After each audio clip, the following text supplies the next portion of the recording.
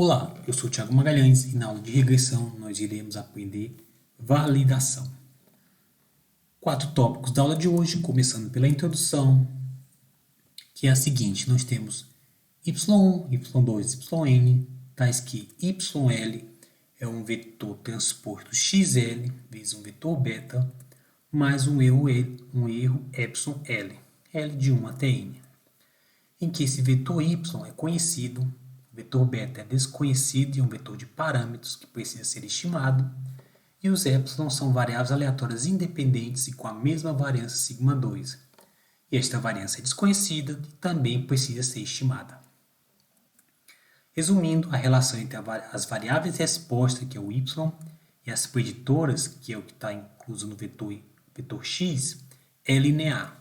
Os erros, que são aqueles epsilon, têm média zero, variância constante e são não correlacionados. Validação de modelos.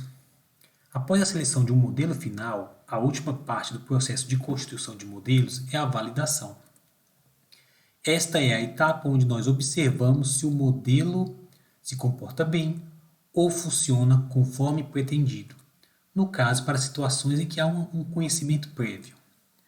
Quando não há um conhecimento prévio, nós verificamos o comportamento dos coeficientes estimados e dos valores preditos pelo modelo nos seguintes pontos: se os sinais dos coeficientes são inapropriados, se a magnitude dos coeficientes estão de acordo com os dados, a estabilidade das estimativas, a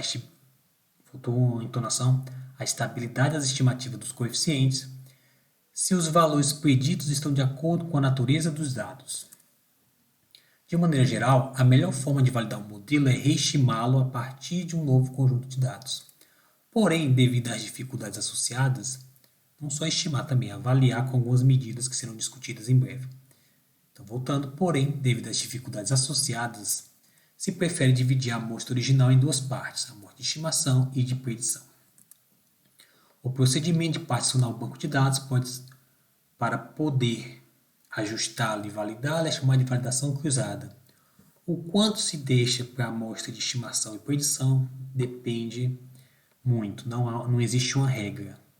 E esses nomes de estimação e predição podem variar dependendo da área de estudos. Técnicas de validação.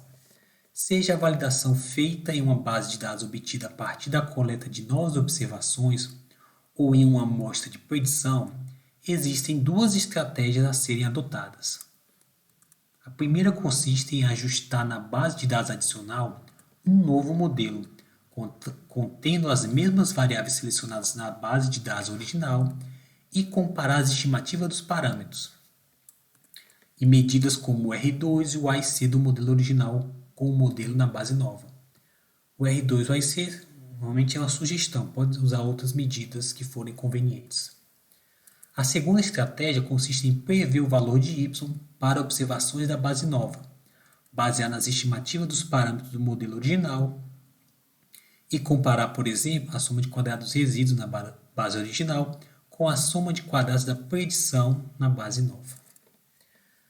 Aplicações, porque não tem muita teoria envolvida. Vamos aplicar a teoria, toda a teoria que está envolvida foi o que nós aprendemos ao longo do curso. Aplicação 1, Raud 52. Um conjunto de dados com 3 observações relacionando o calor transformado em calorias por grama de cimento, que é a variável resposta y, com a quantidade de 4 tipos de mistura, são variáveis x2 a x5. x1 será interpretado como o intercepto. Após uma análise de regressão, 2 modelos foram propostos. O modelo 1, com um intercepto e 2 variáveis, e o modelo 2, o intercepto e mais 3 variáveis. Novamente, L de 1 até 13. Olhando os modelos em si, naturalmente esse modelo tem um parâmetro a menos em relação ao modelo 2, mas se olhar os coeficientes x2, da variável x2, são bem próximos. Do x3 dá para aceitar que eles são bem semelhantes, ou são semelhantes. Se distingue pelo intercepto, isso aqui é 20 unidades a mais. Porém, tem um x5 aqui que é um valor negativo.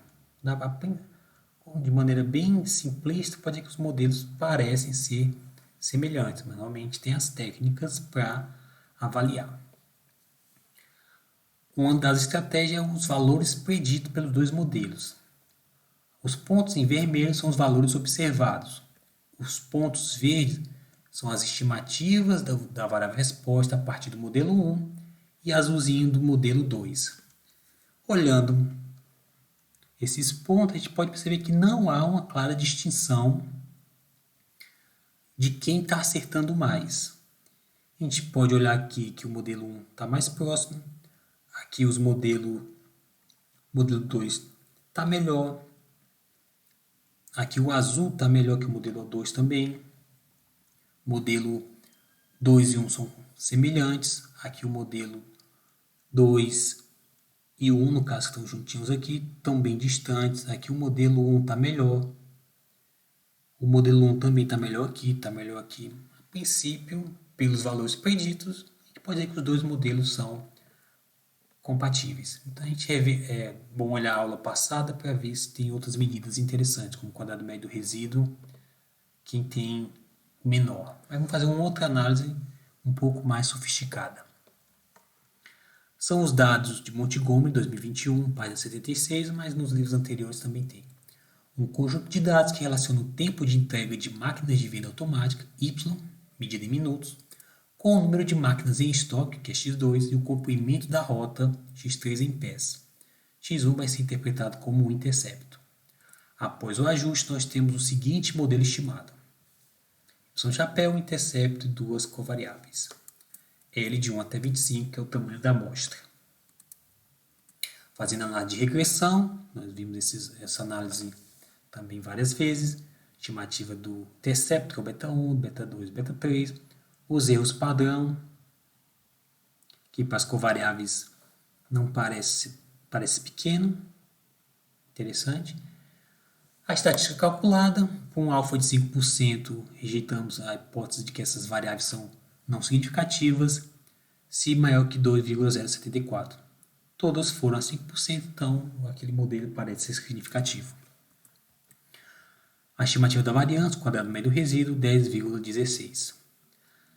Agora, suponha que 15 novas observações foram coletadas.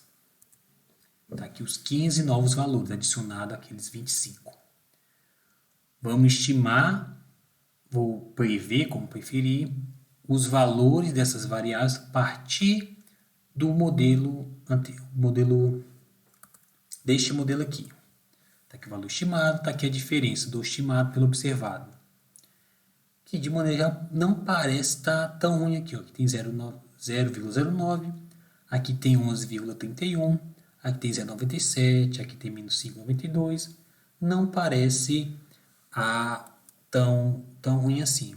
Mas a gente pode fazer, só olhar não ajuda muito, né? Calculando a média aqui dos valores preditos, deu 0,035. O que pode ser considerado pequeno.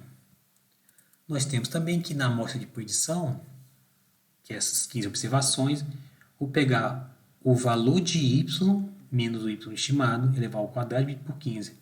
É uma ideia de variância, porque a gente tirar a média pode estar somando positivo com negativo e esses valores estão se anulando. Então vamos somar os quadrados. Deu 22,122, que é uma ideia de variância, tá? Mas nota, o quadrado médio do resíduo foi 10,16, foi menor que esse 22 aqui. O que a gente interpreta? O modelo não prevê novas observações tão bem como ele ajusta os dados existentes. Note, não prevê tão bem, porque 10 para 22 você pode considerar dobrou, né, em termos de números, mas será que piorou assim? No caso eu não, estou tirando isso do livro do Montgomery, não parece ser tão ruim assim. Vamos para uma segunda maneira de tentar interpretar. Calculando coisa de determinação na amostra de predição, nós temos também que, lembra lá da definição de coisa de determinação, coisa de determinação múltiplo, é a soma de quadrado do resíduo sobre a soma de quadrados total, 1 menos isso. Só que aqui é na amostra de predição. A gente vai interpretar o YL menos YL chapéu, YL menos Y barra. Barra lá dos estimados também. Fazendo essa quantia deu 0,89. Como o R2, pensando no modelo com os dados originais, ajustando, calculando o R2 Isto é, 1 menos soma de quadrado do resíduo, soma a soma de quadrado total, deu 0,95, que é um valor bem próximo de 1. E este valor também é maior que este valor aqui do R2 de predição. Nós chegamos à mesma conclusão anterior. O modelo não prevê novas observações tão bem como ele ajusta os dados existentes. Mas, da mesma forma, a gente pode argumentar que 0,95 não está tão distante de 0,89. Se tivesse caído para 0,60, 0,50, pode ser que o modelo tivesse, entre aspas, bem ruinzinho. Nesse exemplo aqui em particular, nós tivemos uma base de dados nova. Mas na prática, devido ao custo de coletar novas informações, essa análise poderia ter sido feita separando aquele banco de dados que tem 25, podia quebrar 15, 10 e fazer um ajuste e comparar na amostra de predição. Alguns autores sugerem definir um modelo, fazer nessa partição 15 e 10, testar vários modelos com várias subamostras para chegar no melhor modelo, por exemplo, que chegue nesse R2, no melhor R2, coloque o melhor entre aspas, no melhor R2 de predição. Referências da aula de hoje, o livro de Holt, o livro do Montgomery. Dúvidas, entre em contato pelo meu e-mail profissional ou pela minha, e esse material vai estar na minha página também profissional. Para os alunos do curso, todo esse material e o contato pode ser feito via Google Classroom. Sem mais, muito obrigado.